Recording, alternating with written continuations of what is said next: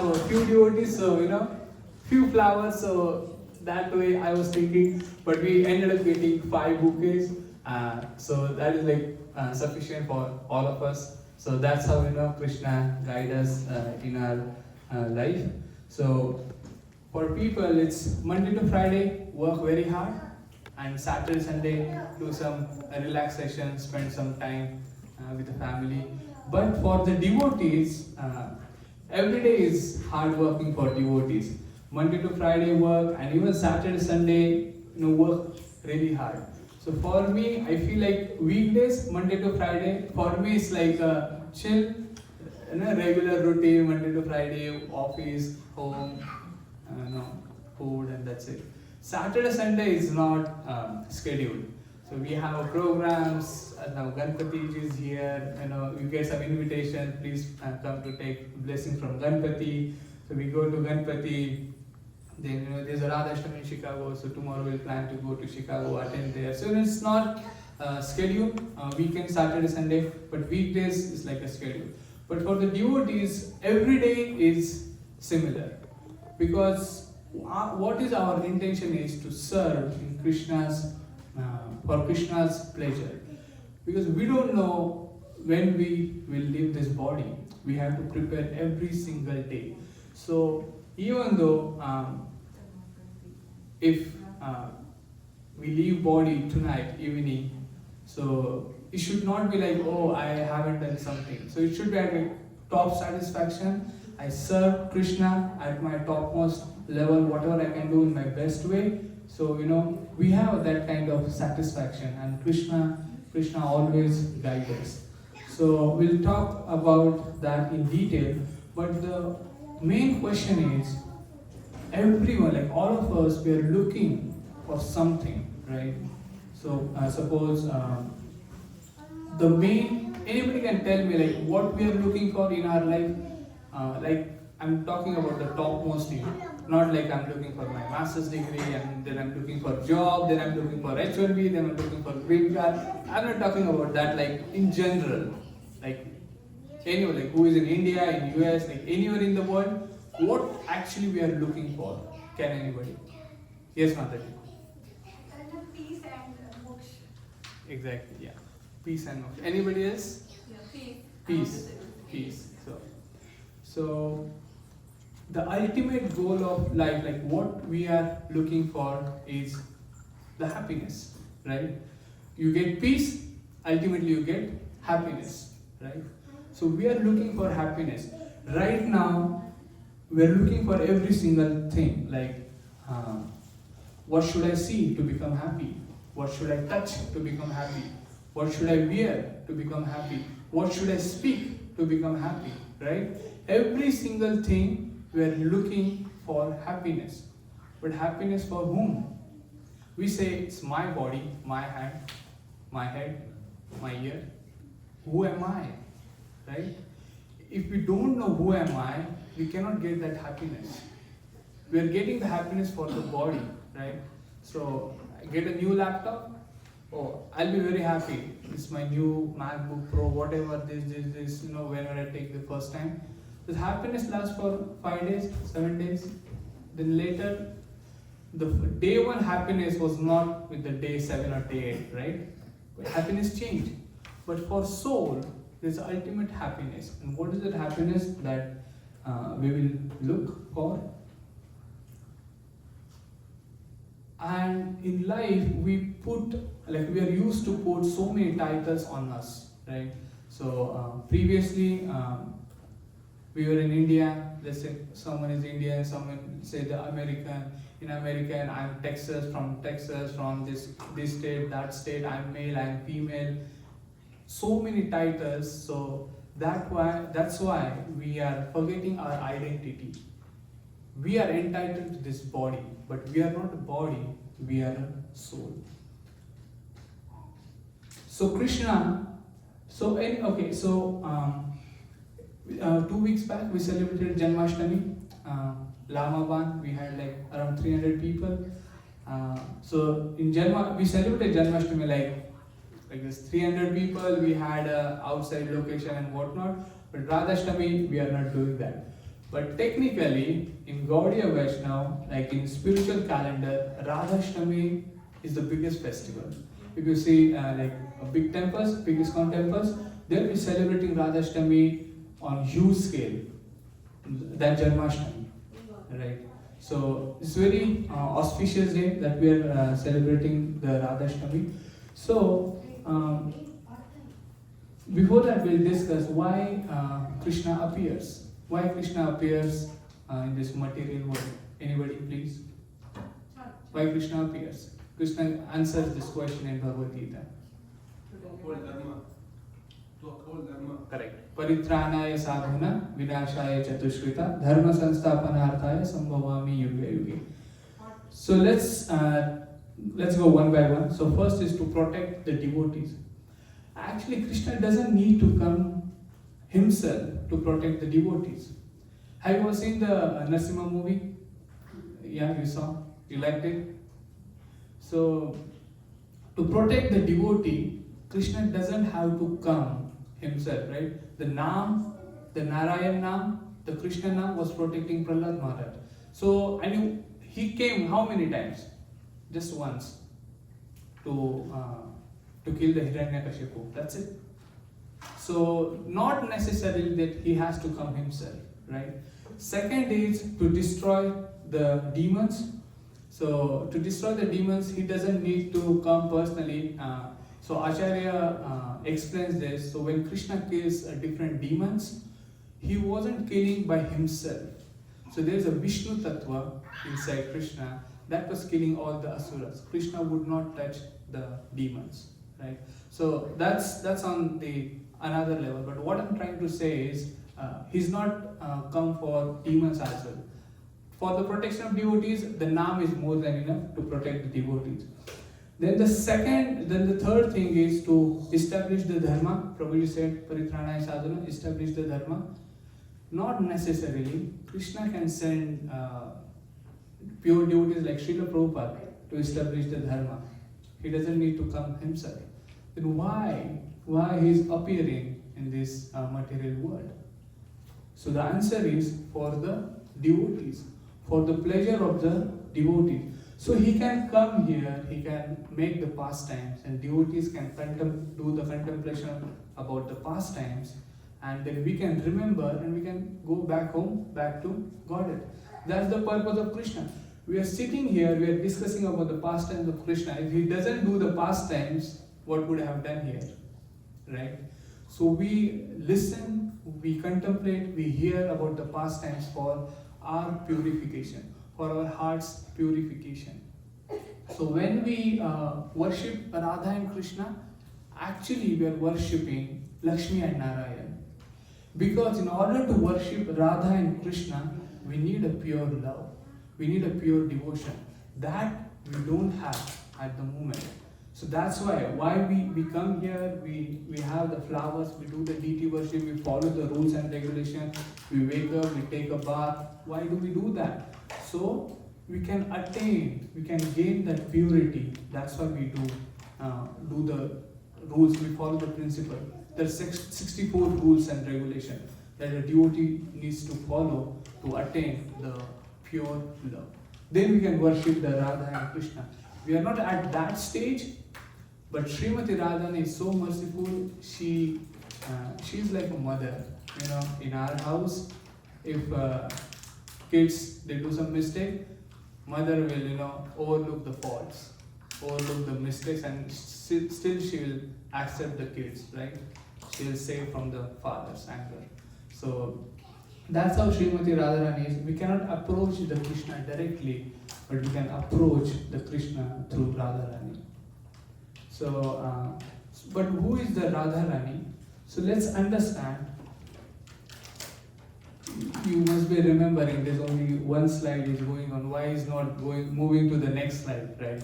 So I just realized that. So before starting the Katha, we'll offer our prayers. If you want, you can follow, and then we'll move on.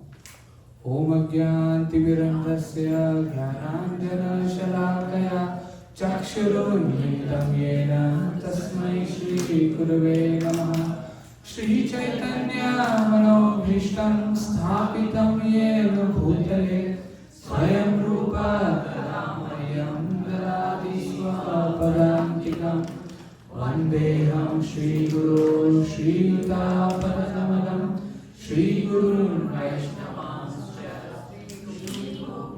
Sadhachatam Sahagana Tam Sajivam Sadvaitam Savadhutam Parijana Sahitam Krishna Chaitanya Shri Radha Krishna Padam Sahagana Lalita Shri Vishakha Vitasya He Krishna Karuna Sindhu Dinabandhu Jagatpate Gopesha Gopika Kanta Radha Kanta Namaste Tapta Kanchana Gauranga Radhe Vrindavaneshwari Vrishabhanusute Devi Pranamami Hari Priye Vancha Kalpatarubhyascha Kripa Sindhu Devacha Patinana Bhavanebhyo Vaishnavebhyo Namo Namaha Shri Krishna Chaitanya Prabhu Nityananda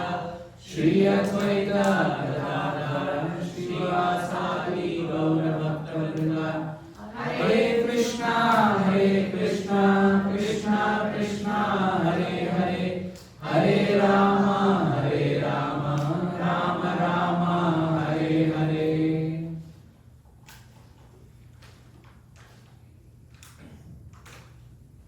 So before starting with the pastimes, I would like to set a foundation. So we'll go through a short story. So this is a pastime from Brihad Bhagavatamrit by Sanatan Goswami. So everybody knows Narad Muni.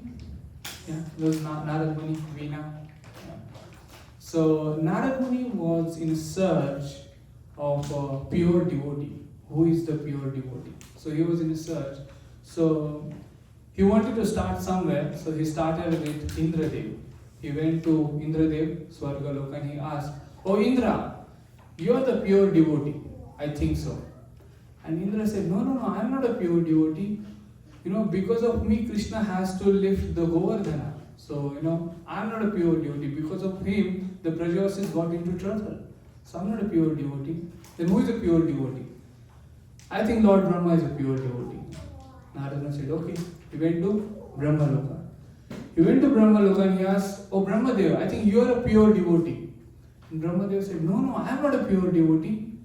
See, I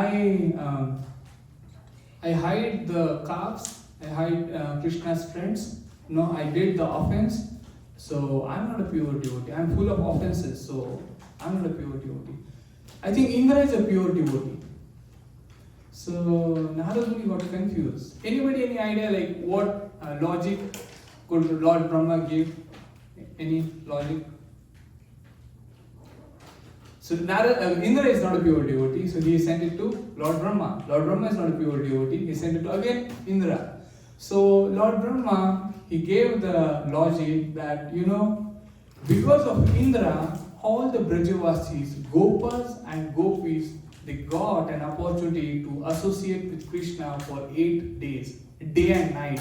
So usually they'll associate with the Krishna, they'll go home, they'll sleep, they'll again come back next day, the sleeping time, whatever, 6 or 7 hours, they are away from Krishna, right? But because of Indra, they are in association with Krishna. So Indra is a pure devotee. Narada will say, oh, that's a fair point. But if I go to Indra, he'll again say your name and I'll be back and forth. So give me another address. So he's looking for address to put it in GPS and he got, then Lord Brahma said, Lord Shiva is a pure devotee. And Narada said, yeah, I think so. So he went to Shiva Loka to see Lord Shiva. And he asked, Lord Shiva, I think you are the pure devotee. Lord Shiva, no, I'm not a pure devotee. I say, how? I'm a Muktinath. People call me Muktinath. They worship me for Mukti. And devotee doesn't want Mukti. What devotee wants? Anybody? Service. Devotee wants service. They want to serve Krishna. for their entire life. So, they are not coming to me for mukti. So, I am not a pure devotee. On the other hand, I also serve as Adi Shankaracharya. So in Kali Yuga, so that's Lord Shiva's incarnation, and because of that, devotee, there's a confusion in devotion. So I think I'm not a pure devotee. Then who is a pure devotee? I think Prahlad Maharaj. Prahlad Maharaj is a pure devotee. And who is the guru of Prahlad Maharaj? Narad Muni. So Narad Muni, oh, is my disciple. Oh, that's easy. So he went to Prahlad Maharaj. Hey Prahlad, I think you are a pure devotee. And Prahlad Maharaj, no, I'm not a pure devotee. How? Lord Nrsimha gave you darshan. You have a holy name with you. You are a pure devotee. You are chanting the holy name from when you are like 5 years old. From that day you are chanting, and that's no. See, Lord Nrsimha came. I did not offer asana to him. We wake up Lord's deities we say idam asanam swagatam suswagatam. We give the water, we give the asana, we take the padukas. So I did not give an asana to Lord Nrsimha. I did not even give a garland. So he killed my father. He got the intestine of Hiranyakashipu and he wrapped around it. So I did not give a garland. I did not even give a water. So he drank blood. So I'm not a pure devotee. Then who is a pure devotee? Then Prahlad Maharaj said, Hanumanji. Hanumanji is a pure devotee. And Narad Muni went to Hanumanji. Hanumanji, I think you are a pure devotee. No, I'm not a pure devotee. How? So Lord Ram gave me a benediction that Chiranjeevi Bhava, and I'm here. I'm serving here. And all the people are in Ayodhya, in Ayodhya Lok. So I don't think I'm a pure devotee because I'm here and all the devotees are in Ayodhya. Then who is a pure devotee? I think Pandavas. Because Hanumanji had an interaction with Bhima, and Hanumanji in a flat form, he was on chariot of Arjuna. I think Pandavas are the pure devotee. He went to Pandava. They said, no, we are not a pure devotee. We go through our life, full of problems. So I think then he suggested about Ugrasen. Anybody know who is Ugrasen? Yeah. You know Ugrasen?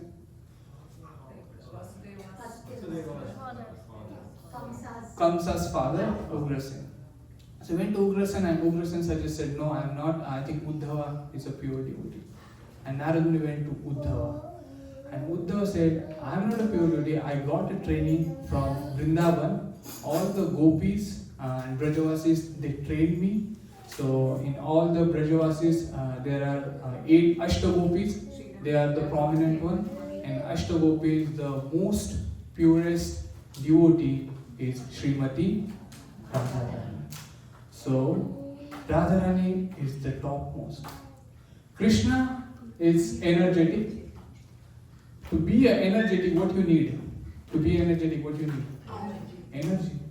Who is energy? Radharani is the energy. Krishna is energetic and Radharani is the energy. Without Radharani, so we all aim for Krishna. We want to satisfy Krishna. We want to serve Krishna. Everyone is after Krishna, but Krishna is after Radharani. So that's the mood. That's the supremacy Sanatana Goswami is establishing. So Radharani is the ultimate. We cannot satisfy Krishna. We cannot attain Krishna without the mercy of Radharani. So that's I wanted to share the supremacy of Radharani. So we are also we have an enjoying spirit. We like to enjoy. We like to go here and there. Like to eat food. So we got that from whom? From Krishna only, right? But there is a difference in terms of quantity, right? So Krishna also wants to enjoy, but how would he enjoy, right? So he is the enjoying spirit. He is a Param Brahma, and because Krishna he also wants to enjoy, so he enjoys through his devotees.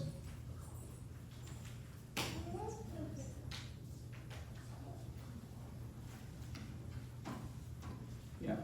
So Krishna is the supreme Brahman, and next is our desire to enjoy comes from him. We talk about real enjoyment is spiritual bliss connected with Radha and Krishna.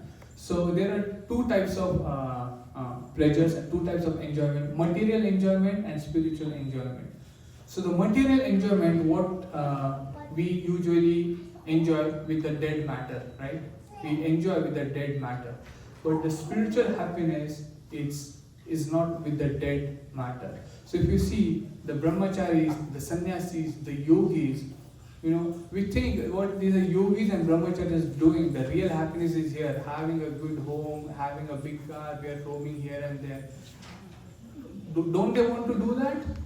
No, because they are looking for ultimate happiness, and the ultimate happiness is spiritual bliss.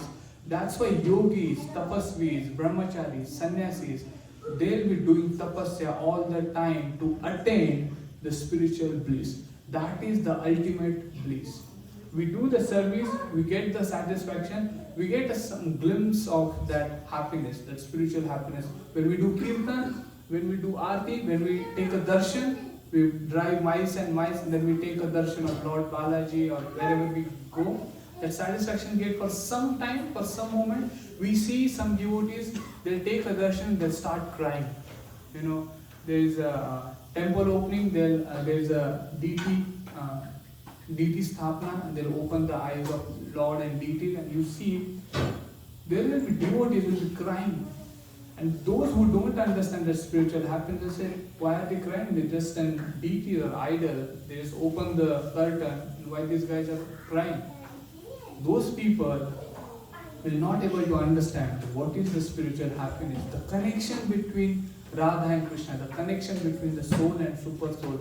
They can feel it for that some particular time. That's why they can have those reciprocation. So next, Radharani, the pleasure potency of Krishna, spiritual bliss is far superior to material happiness. That's what we discussed. That's the yogi, that's the brahmachari, the sannyasis are after.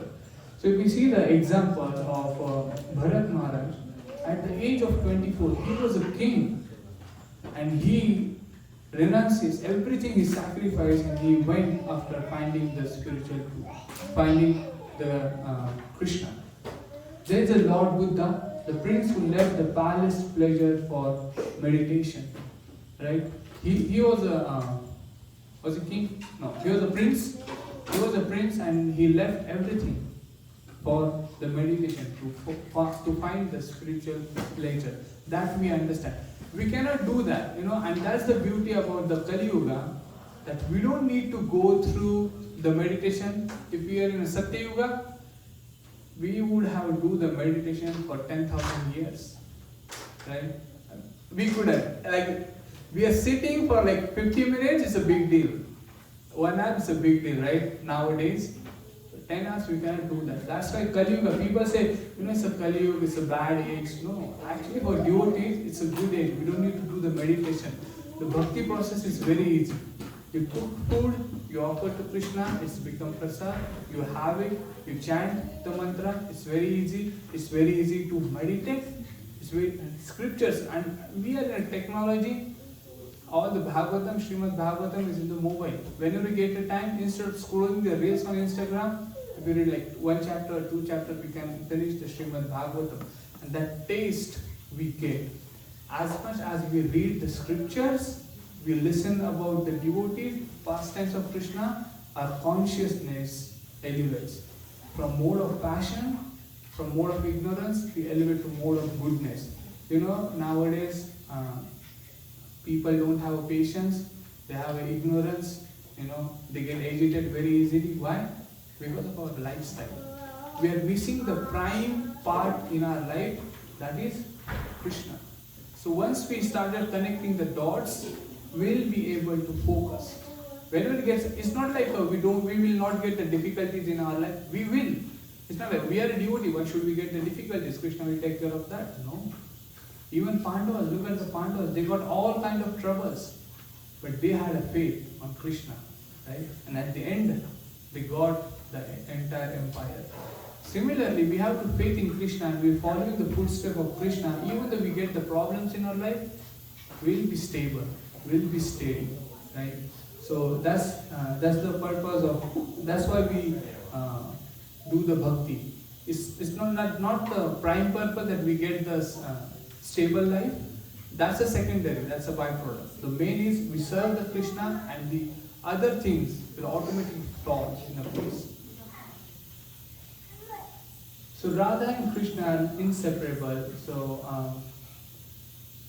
So Krishna is Atmaram. Atmaram is a self-satisfied. Atmaram means self-satisfied.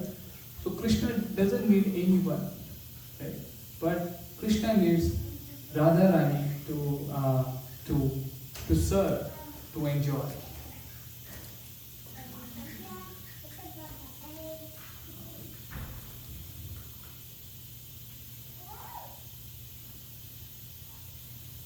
It's not changing, right? Slide is not changing? It's changing. Oh, it's changing? Oh.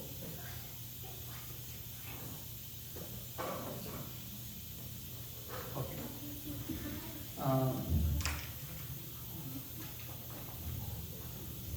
So we saw the example of energy and energetic, like fire and heat.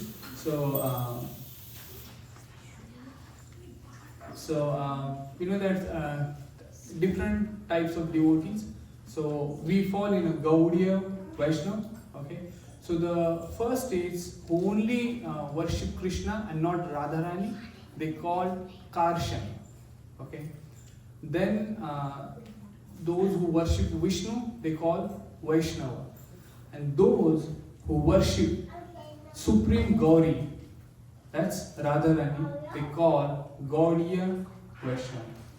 So we not only worship Krishna, we worship Radha and Krishna, not only Krishna. So if somebody says, I want fire, but I don't want heat, is that possible? No.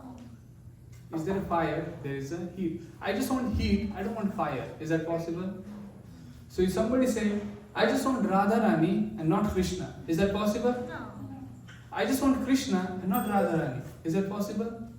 So one need to understand that we cannot just accept the heat and not fire. We accept heat and fire both together. So Radha and Krishna are like heat and fire. They are inseparable. So we'll discuss the appearance of Srimati Radharani shortly and we'll end in next 7 minutes. I also want to show you the 25 qualities of Srimati Radharani. We'll go one by one. That's very interesting to know. So we'll see the appearance of Srimati Radharani. Anybody knows how Srimati Radharani appeared? Like the pastime, you know the pastime? Okay, we'll go through that shortly. So when Krishna appeared in Mathura, so after 2 weeks later, Radharani appeared. So, okay, question. What is the name of Krishna's father and mother? Vasudeva and Devaki. What about Radharani? Vrishabhanu and Kirtika. So, Vrishabhanu Maharaj on the bank of Yamuna, they are doing the worship and they saw there's a light is coming from a lotus. The lotus was very shiny. So he went, he grabbed the lotus and he saw there was a small baby inside the lotus. And the lotus was not shining, the reflection was coming from that baby. And as soon as he touched the baby, Lord Brahma appeared. Lord Brahma said, please take this. You did a lot of tapasya in your previous life, so that's why Radharani is appearing at your place. So please accept that. And then Lord Brahma gave so many benedictions to Radharani. Although she doesn't know, we saw the supremacy of Radharani, but that's a part of a Leela. And Vrishabhanu Maharaj got the Radharani. And they got her home. and they were very in sorrow. Even though they got the Srimati Radharani, they were in sorrow. Why? Because she can't able to see. So she was not opening her eyes, and she was not even speaking. So you have a baby and is not speaking, is not crying, and not opening the eyes. They were in so much sorrow. What to do? And whenever devotees are in trouble, who will appear? Krishna's devotee. Narad Muni appeared. So whenever there is a problem, Prahlad Maharaj, Dhruva Maharaj, Narad Muni would be there. So Narad Muni appeared and they said, you organize a festival. It's a Kanya festival, if I remember correctly. So it's a Kanya festival. And Narad Muni asked Vrishabhanu Maharaj to celebrate this, and Vrishabhanu Maharaj did all the he organized everything, did all the preparation, called all the devotees all over the place, and they called Nanda Baba as well. So Nanda Baba and Yashoda Mata, they came along with Krishna and Balram, and they were looking, but they were in sorrow that they had their festival was going on, but they were not happy because everyone is coming, and so whenever the people comes to look at baby, they'll do like they'll make some kind of noises, are oh, whatever they do. So, but Radharani was so calm and not opening eyes. So Krishna came to see her, and Krishna touched. As soon as Krishna touched, Radharani opened eyes and she smiled very beautifully. And everybody started celebrating. Oh, she opened the eyes, she's smiling, then she got a little, she started making sounds as well, noise. So everybody was celebrating. So the Acharya says here that she wants to see Krishna first with her eyes, nobody else. That's why she was not opening the eyes. That was the reason. And as soon as Krishna touched, she opened her eyes. So that's how Srimati Radharani appeared. And there are a lot of pastimes they did in Vrindavan, in Gokul. So we'll discuss that maybe in some other time. So again, I'll just introduce is a Haldini Shakti. So there are two energies, external energy and internal energy. So the external energy, Bahya Shakti, we call. So this is a material nature controlled by Bahya Shakti, and there is a internal energy, Antaranga Shakti. That's Radharani. This is spiritual. We're talking about spiritual happiness, spiritual bliss. So that's Radharani, and we discussed no one can approach Krishna without Radharani. And we chant Hare Krishna mantra, right? We chanted Hare Krishna mantra. So that Hare is Radharani, Krishna. So first we chant Hare Krishna. First we chant Radha, then Krishna. No one can approach Krishna directly. One should have to approach Krishna through Radharani. Hare Krishna, Radha Krishna. We don't say Radha Vrindavan Chandra, Radha, then Vrindavan Chandra. Vrindavan Chandra is Krishna. Radha Murlidhar. So we need to understand this. We need to approach through Radharani. So there are 25 qualities of Radharani, and yes, only 12. We'll have next slide for 12, then 24, and then we'll have one more. This 25. So good observation. Okay. So first stage.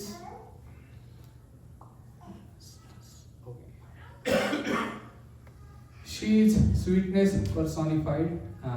Radharani is very sweet in nature, so we will see the different pastimes of Radharani. We'll see how she approached the Krishna, how she behaves with the other gopis, how she behaves with the Krishna. So she is very sweet. Then she is a fresh young girl, so eternally youthful. Radharani is eternally youthful. Then her eyes are always moving. There's the express through eyes. We can express the love. We can do the communication in material world also. Have you heard about Morse code? So you can communicate through your eyes as well. So Radharani is the top one. Just for the understanding, I gave the example.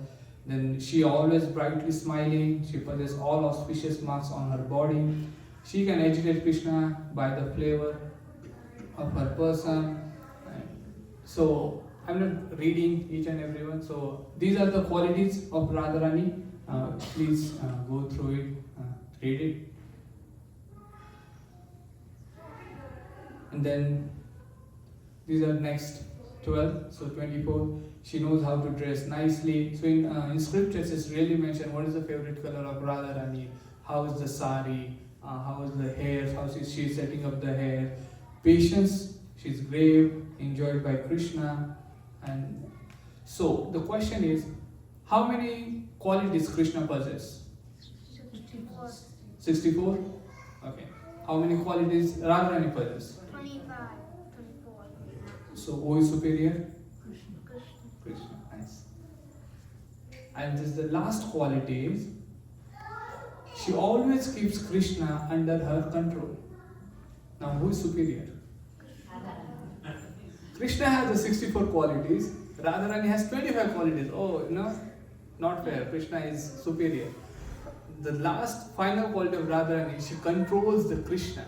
So 64, above that 25. So Krishna is the ultimate. So Acharyas, so Srila Prabhupada was giving a class. It was a Radhashtami class. And he was talking about Krishna. So initially also I little talked about Krishna just to make a foundation. So Prabhupada was talking about Krishna all the time. Krishna, Krishna, Krishna. And devotee was wondering, Prabhu is Radhashtami, right? Yeah, it's Radhashtami. Why is he talking about Krishna? He does not even mention Radharani. And in the end, Prabhupada said, Radharani, Krishna controlled by Radharani. So ultimately, all the glorification went to Srimati Radharani. So one more, there is a guy, I think one of the Acharya, I heard somewhere, so the person was glorifying Ravana. And in the end he mentioned Ravana killed by Lord Ram. So ultimately he was glorifying Lord Ram. So we can understand the position of Srimati Radharani. So we'll stop here. Okay, 6:37, we are on time. So we'll stop here. Anybody wants to share something, please feel free to do that. Else, we'll move on to Shri Radhika Ashtakam. Prabhu will sing Radhika Ashtakam, and then we can form a queue. We have a flowers, and then do Achman first, then take some flowers, offer to Srimati Radha and Krishna, Radha Vrindam Chandra, ask for the blessings, and as soon as everybody is done, then we'll start the Aarti, and then we'll have a Mahaprashadam. Srimati Radha Rani ki Jai. Hare Krishna.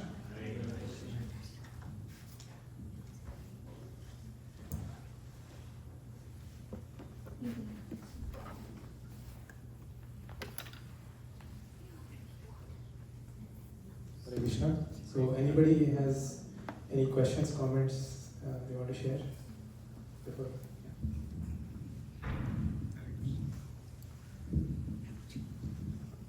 Hare Krishna. Hare Krishna, Prabhu. Thank you, Prabhu. That was a very sweet and nice class. Thank you. So we keep hearing about Krishna and Krishna's position in Bhagavad Gita and Bhagavatam all the time. So sort of when we think about Krishna consciousness, we are thinking about him. But we also hear that we approach Krishna through Radharani. So what should be our mood? Like how do we form that connection, relationship with Radharani? Because we keep hearing a lot about Krishna through the scriptures and through pastimes. So what I heard from senior devotees, so I went to Grand Rapids, and there I did one course on deity worship. So they were teaching about how to handle deities. So deities are not like idols, but we should treat them as a person. That's how we develop the loving relationship with the deities. We're discussing about without pure love we cannot. So Prabhu is asking how we can develop the mood. So the first of all, on very basic level, is to treat Krishna and Radharani as a person. So they are as a person. So we start with the small things, like the way we offer, whenever we cook the food, we should be in a pure consciousness that I'm preparing this food for the pleasure of Srimati Radharani and Krishna. So that's the stage one. Once we develop that mood, so suppose let's say we're in a house and very CEO of any company or any president of the country is visiting your place, and it's your responsibility to make the food for him. How would you make it? You'll be very cautious, right? Clean your hands, put the gloves, whatnot, and we'll prepare very nicely with the dressing and we'll present very nicely, right? Why? Because she's a CEO. She's the CEO of the company or he's the president of the country, right? So similarly, we need to treat them as they are the supreme personality of Godhead, and whatever we are doing for their pleasure. So cooking was the first thing. So we do the deity worship, we do the dressing for them, we bring the flower. So whenever we bring the flower, so we went to Kroger, anybody go to Kroger, there were like a bunch of flowers, bouquets, and we'll try to find the best one from that bunch, right? Because we are thinking we'll get these flowers for the pleasure of Krishna. So with the small things, Prabhu, we develop the mood for Radha and Krishna. So if you read 10th canto of Srimad Bhagavatam in pastimes, so Srila Prabhupada in pastimes mentions very nicely that how Radharani was taking care of Krishna. She was aware about Krishna, what he is doing, how he is doing, right? So we need to look after how Krishna is doing, how Radharani is doing, and with the following their footstep, following the Acharya's footstep, what they have done, we can grab that mood. This is like very practical and basic. We start to develop the mood. So one more thing is whenever we chant, so we chant Hare Krishna, Hare Krishna. It applies to me as well. So sometimes we are not conscious. So as we see, Hare is the Radharani, and we are taking the name of the Supreme Personality of Godhead, Radha and Krishna. We should take it very seriously, right? But sometimes I don't, sometimes I do. So that means we haven't developed that mood yet. So we can focusing through Krishna, through service, through reading the scriptures, and we can develop the mood, how acharyas have done.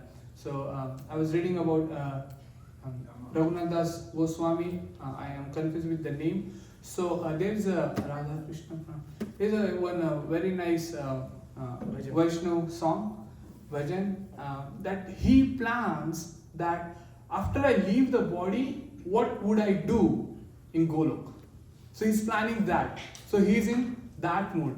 So he doesn't care about what is happening right now. What he cares, after I leave the body, how I can serve Krishna in his loka.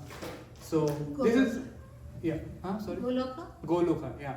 So this is a very wonderful bhajan. Then there are other bhajanas that I'm very patit, I'm very adam, but I'm not able to serve you. Please help me. So they are praying. So those are the examples, Prabhu, we can go through. That's what my understanding. Did I answer your question? Okay, so will anybody else want to share? Okay, we'll start with the Radhashtami. And Can you put that? yes. Thank you. Hare Krishna. So first of all, we'd like to thank Jagannath Prabhu for giving us wonderful pastimes and description about the wonderful qualities of Srimati Radharani.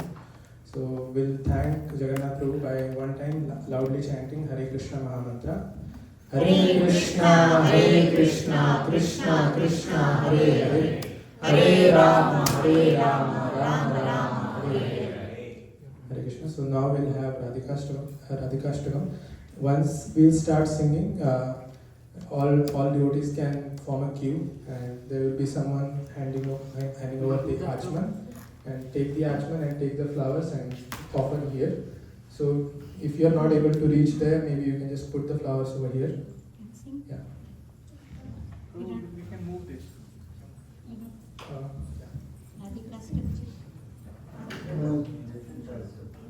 Radhikashtakam.